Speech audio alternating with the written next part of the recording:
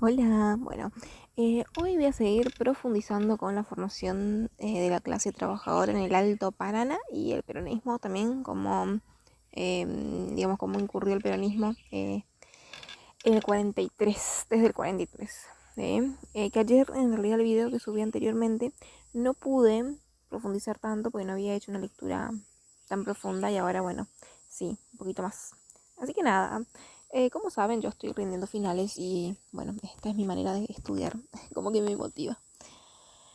Así que, bueno, empecemos. La formación de la clase trabajadora del Alto Paraná es de Rubén Darío Ortiz. Y este autor es muy crítico, o sea, critica mucho el peronismo, critica mucho la historia, eh, y se pone mucho en el lugar del trabajador. Yo creo que por ahí a veces uno al hacer una lectura o al estudiar historia, es como que si bien se pone del lado del trabajador, pero no en un sentido, no se siente parte, no sé si me explico. Y este autor sí, como que él dice que él es un trabajador, él se siente el trabajador explotado.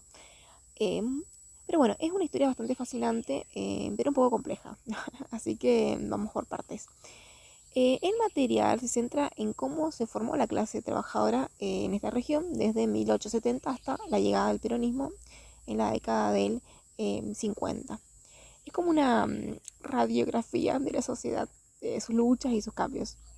Bueno, empieza con los mensú, ¿no? Los mensú, estos trabajadores explotados, digamos, que van a ser característicos de Misiones. También habla en los trabajadores indígenas y paraguayos, explotados sin piedad en los yerbales, digamos, la yerba mate va a ser predominante en esa época, va a ser un cultivo, también un cultivo colonizador. Y bueno, también habla sobre las condiciones de trabajo cercanas a la esclavitud. O sea, me refiero a que tenían muy bajos salarios, deuda que nunca terminaban de pagar. Era, era un sistema bastante brutal, el frente extractivo, como llama el autor. Y lo único que importaba en ese momento, en ese contexto, digamos, era sacar el máximo provecho a la tierra, ¿no? Sin importar que las personas o los trabajadores estén explotados o sufran esa miseria. O sea, porque, a ver, hay que entender que en ese momento el capitalismo estaba ahí, estaba en auge, ¿no? Estaba por ahí, y quería tener negocios donde poder importar productos. Y bueno, uno de esos va a ser, aunque parezca eh, mentira, Misiones, porque siempre sabemos que nuestra provincia siempre estuvo medio marginal a las economías mundiales, nada, como que no integramos mucho ese mercado, pero sí, muchas empresas extranjeras vienen a explotar acá el territorio misionero. Y eso pasó con el yerba mate, pasó con la madera, pasó con el tabaco, que después le voy a explicar. Y bueno, después a finales ya del siglo XIX llegan los inmigrantes europeos, especialmente en Monte Carlo, ¿se acuerdan? Europeos, alemanes, brasileños que huían de la industrialización europea. O sea, en Europa se estaba dando justo la segunda revolución industrial y como había varias maquinarias, comienzan a reemplazar la mano del hombre. Y bueno, esto tienen que buscar trabajo, ¿no? Y acá Argentina le abrió las puertas a los europeos, entonces ellos van a venir para acá. Muchos vienen se distribuyen por todo el país, ¿no? Pero los que llegan a Misiones van a ser en especial brasileños, alemanes o alemanes brasileños. Y alemanes brasileños porque, como le había explicado en el otro video, eran alemanes, o sea, venían de Europa y se instalaron en un momento en Brasil. Y después, bueno, vinieron para acá por esta colonización privada. ¿eh? Bueno, ellos van a traer nuevas técnicas de cultivo, especialmente el tabaco, que al principio fue muy rentable, ¿sí? Hasta hubo muchos conflictos también por ese tema. Digamos, en Monte Carlo especialmente fue el lugar donde más se cultivó tabaco del Alto Paraná. Porque, bueno, en un principio era barato cultivar tabaco. O sea, vos por ejemplo, como esta gente no venía con mucha plata, ¿no? Entonces era lo más cercano a su economía para poder vivir en esos primeros años era el tabaco. Es decir, plantamos tabaco porque no se necesita tanto, como la hierba, por ejemplo. Si vos querés plantar hierba necesitas más plata, necesitas un importe anterior. Y el tabaco no. Y después de esto, bueno, cuando vienen los propietarios, como les digo, empresas privadas siempre manejaron la tierra, se adueñan de esto y le pagan miseria a los trabajadores. Pero bueno, la vida, no, como digo, no fue un camino de rosas. La crisis económica de los años 20 y 40 van a golpear muy fuerte. Y la injusticia, bueno, va a seguir presente, no importa. O sea, ellos igual siempre, creo que la crisis perjudicaba más lo que ya estaba roto. No es que había grandes cambios para los trabajadores. O sea, para las empresas sí, pero para ellos siempre van a ser, yo creo que, explotados. Para peor, siempre iba para peor. Bueno, y es acá, en el Alto Paraná especialmente, donde comienza a crearse a formarse la clase trabajadora de la Cabra Ortiz.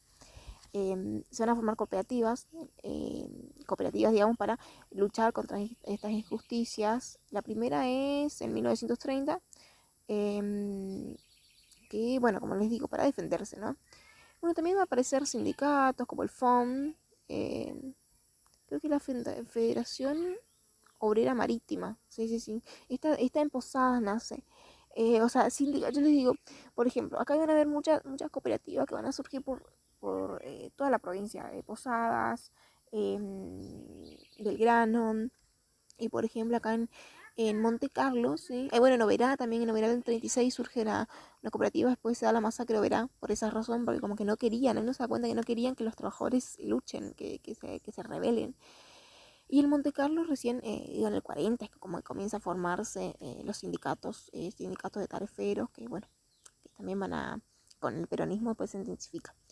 Pero bueno, como dije, aparecen los sindicatos como el FOM, la FORA y la USA, que van a ser medio en todo el país también, luchando por mejoras salariales y condiciones de trabajo. O sea, imagínense la dificultad. Gente que de diferentes orígenes, con diferentes idiomas, tratando de unirse para luchar por sus derechos, ¿no? Y también la diferencia entre nativos e inmigrantes también crearon divisiones, digamos, aunque los inmigrantes nunca aceptaron del todo como integrantes de su mini sociedad que se estaba formando en Monte Carlo, especialmente los alemanes, ¿no? Que van a ser cantidad a los guaraníes, a los indígenas. Y más cuando en los años 40 aparece un actor muy importante que va a ser el nazismo en Monte Carlo. Esto va a ser, pero un golpe durísimo porque eran grupos nazis, Hitler, uno dice nazi Hitler, ¿no? Que se van a enfrentar abiertamente a los trabajadores y al peronismo. Eran antiperonistas, Perón en el 43 sabemos que aparece, o sea, Perón ya tenía injerencia en la política un poquito antes, no era muy conocido, en el 43 se hace conocido con el golpe que da el GO, ¿no? El Grupo de Oficiales Unidos al gobierno de Castillo. O sea, y ahí es donde Perón, desde la Secretaría de Trabajo, que era un puesto bastante nada que ver, digamos, no era muy conocido ni importante el puesto, pero bueno, él como lo hace importante a través de las reformas sociales, etcétera, que empieza a lanzar a los trabajadores. Ortiz critica mucho el peronismo, Ortiz está muy en contra del peronismo, creo que es antiperonista, no quiero dar por ahí hablar de más, pero, porque todavía, como digo, es un texto larguísimo, ¿no? Pero yo creo que lo que leí, él es muy contradictorio a Perón, porque dice que como que Perón le da todas las reformas sociales, o sea, le ayudaba a los trabajadores, pero sí o sí ellos tenían que ser como estar adheridos al peronismo de una forma, sindicatos, como apoyando sí o sí al peronismo, ¿no? No podían tener otra visión distinta. Y uno dice, bueno, es lógica política, ¿no? El político va a ayudar a quien le chupa la media, digamos. Pero era un poquito a niveles dictador, ¿no? Así lo describió Ortiz. Pero, y después es más, si no estaban de acuerdo, él intervenía a estos sindicatos.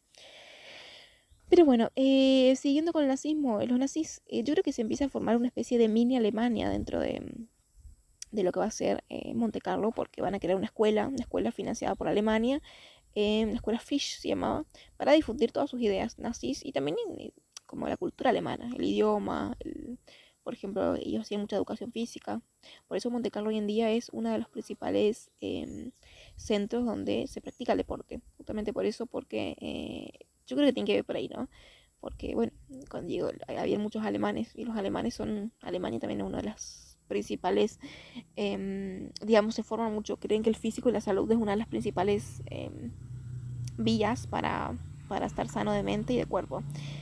Pero bueno, esto fue un conflicto bastante fuerte que después se va a sumar a las tensiones ya existentes entre los trabajadores y los patrones, ¿no? Como, digamos, sí, no es que nada mejora con el peronismo, para ir unas cosas merman, pero no es que los patrones digamos, a mermar su forma de ser, ni mucho menos.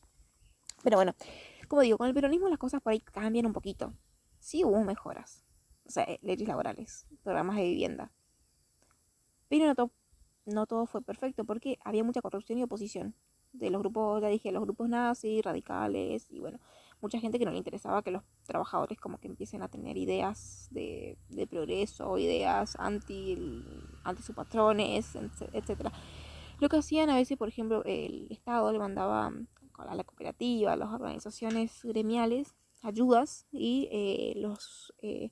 muchos, hasta peronistas eran algunos, los que no, como que, como les explico, se adueñaban, ¿no? O sea, en vez de distribuir de forma equitativa las riquezas bueno, riquezas digo entre comillas, no me refiero a las ayudas más que nada, que mandaba el Estado, ellos se quedaban y se apoderaban de eso y los trabajadores también, los patrones también.